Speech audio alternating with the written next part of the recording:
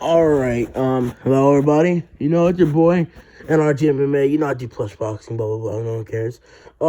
This is gonna be a different kind of video, and, Poirier versus McGregor 3. I'm confident it's official for July 10th, the UFC 264.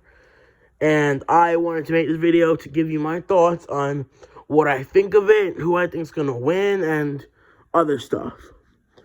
So, for Poirier and McGregor 3, first of all, they're 1-1, and I don't mind the trilogy that much. I think should happen. I just don't feel like right now the trilogy is the smartest thing to do. Dustin did turn down the title fight for the money fight. If he wants to make money, then that's a good choice. That's a good choice by Dustin if he wants to make the money. And Conor McGregor is a money fight for anybody. Like, say, Charles Oliveira and Conor McGregor, right? Charles Oliveira would be making the most money he ever did if he ever fought Conor McGregor. Same with Michael Chandler or anyone. Khabib got the most money probably beating McGregor. Hey, yo, that's a lot of money. But, I think McGregor's going to win. A lot of people might say, oh, you're delusional. You're just a stupid Conor fanboy. Look. The fight's 50-50 after watching the second fight. Conor McGregor, no one's been talking about this, but you do realize Conor McGregor was winning until the KO. In my opinion, Conor was winning the fight. He was winning the fight. Dustin Poirier did not dominate that fight from start to finish. Conor McGregor was hurting him in that fight. He got some punches. I just feel like Conor just can't be so stiff. And his main issue was checking those leg kicks. Conor McGregor was not checking any of those leg kicks. So, that's not a good idea. If Conor McGregor can check his leg kicks and be in his better stance, then I think Conor McGregor would get him in the third round by knockout. But I feel if Conor goes in there and does boxing stance and does not fix his mistakes, I say Dustin beats him again. I don't know. This fight's going to be a good fight to call. People are like, ooh, why is Conor the favorite still? I understand because Conor was winning. I thought Conor was going to fit. After the first round, I'm saying Conor's going to finish him. Conor's going to actually finish this guy in the next round, I thought. Because I wanted McGregor to win. I like Conor McGregor. He's a good fighter. And he gets a lot of hate now. Yeah. What he said to Khabib, not cool. What he said to when he punching the old man was not cool. But people can change, you know? Conor McGregor seems to be in a better place now. But Dustin Poirier was just the more prepared fighter on the night. But Conor McGregor is the better striker in general. Dustin Poirier is more of a puncher than a kicker. But Dustin can kick too. Conor McGregor is very good with both his hands and his feet. So, I don't know. We gotta see. I want Conor to... I like Poirier. There's not many fighters I could say I strictly dislike. But I do want to see McGregor get himself some wins. Conor McGregor... I want to see Conor win against these lightweights. He only beat Eddie Alvarez in the lightweight division. He only won once in that division. He won twice in the welterweight. His best career was featherweight. He's best at featherweight, worst at lightweight, and medium and welterweight. And he did fight Nate Diaz 2 times in the welterweight division, which is crazy, which is good. Conor McGregor got him. So Nate Diaz beat him the first time. That's Conor's only loss in the welterweight division. Conor comes back, wins the rematch by majority decision. Then he goes on in the welterweight division. He comes back to the welterweight division 4 years later, destroying Donald Cerrone in the first round, 40 seconds. So, and then in 2021, you go back to lightweight. I feel like what I would have done saw the lightweight division going after Dustin and Conor rematch. I think what should have happened was Conor McGregor fought Tony Ferguson like in October, around there, to headline the event in that month. And then Dustin Poirier should have it. If he took the title shot, I would have liked to see Dustin Poirier fight Charles Oliveira for the vacant lightweight title. But we already know Dustin Poirier took the money fight, and I feel like they should have picked someone else in the division who's done more than Michael Chandler. But Michael Chandler has a lot of hype right now. He went in the octagon and knocked out Dan Hooker in one round with a hook. He got Dan Hooker with a hook, knocking him out. Dustin Poirier went a 5-round war with Dan Hooker. Back and forth battle. One of the best fights I've ever seen in the UFC. And there's a lot of good fights in the UFC that I've seen. And that's one of my favorites. And they fought a 5-round war. Dustin Poirier won, but it was close. I don't remember. I thought I had Dustin winning on 1 or 2 points when I scored it. I cannot recall. I think Dustin won it on 2 points, in my opinion. If I scored it, I believe Dustin got it on 2 points.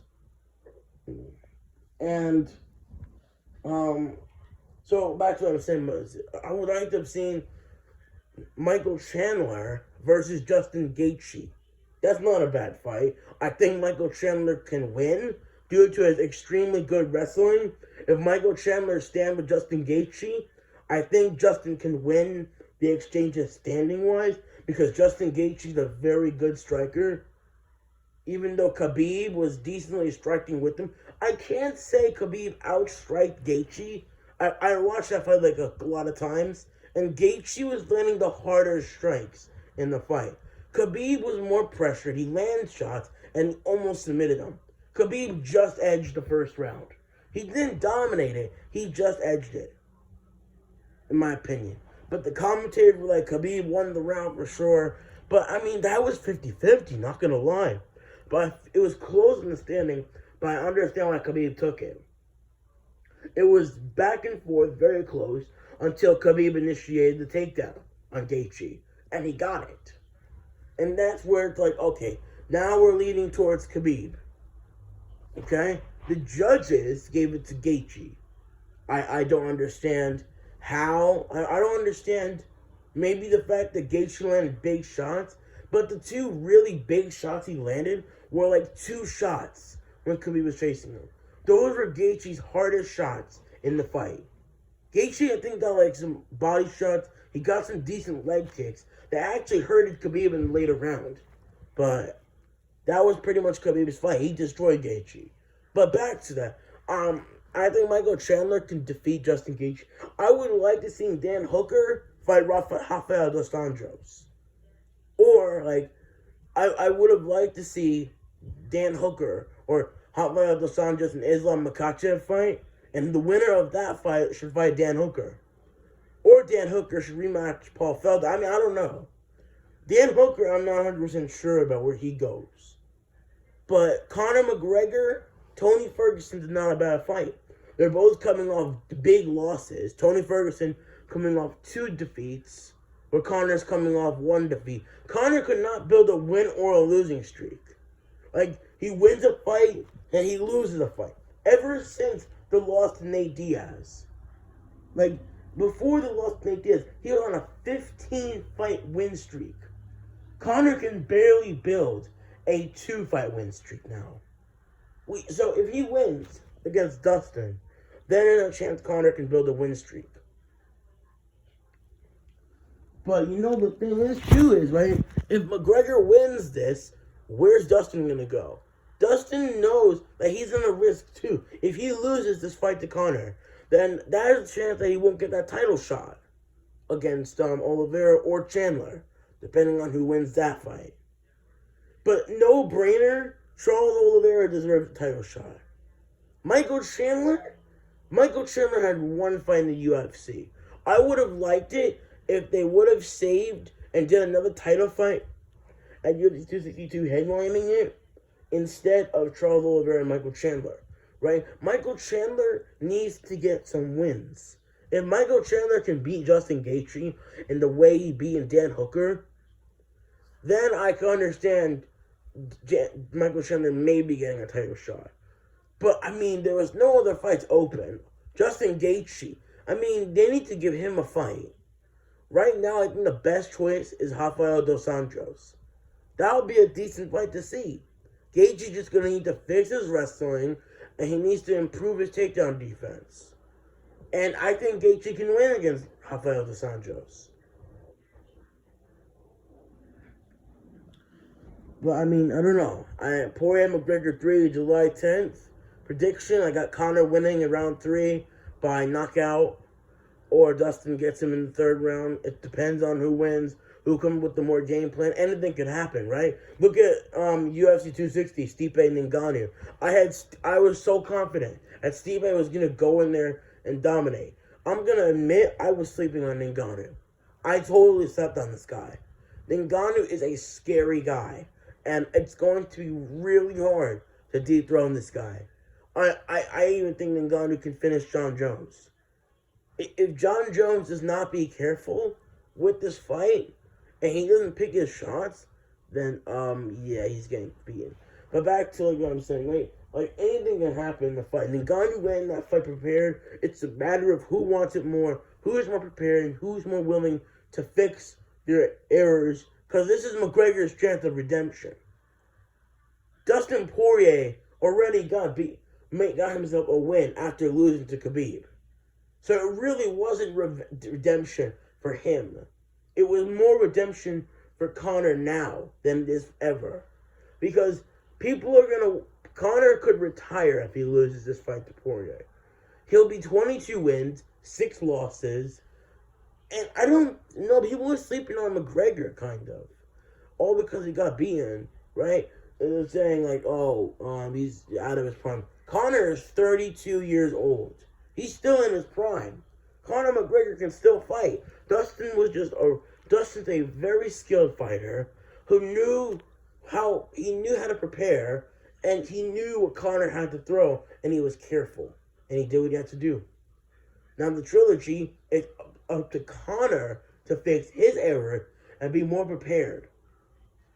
He now sees Dustin's improvements, and this is his opportunity to fix what happened in January 23rd on Fight Island at UFC 257.